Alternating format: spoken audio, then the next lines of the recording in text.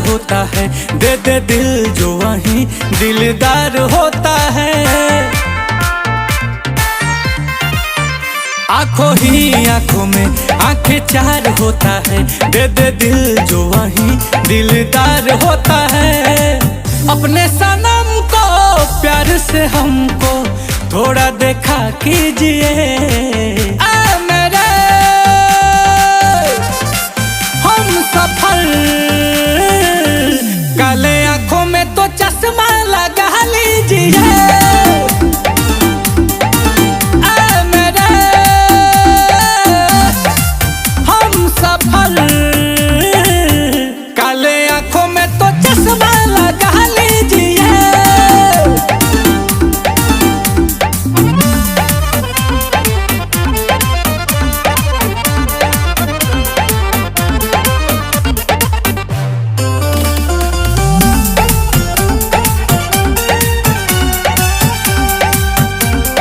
गाल गुलाब के पंख के जैसे, होठ तेरे मधुशाला है। कह दो सभी से आज अभी से, आपका ये दिल वाला है। ऐसे हंस के दिल में बस के,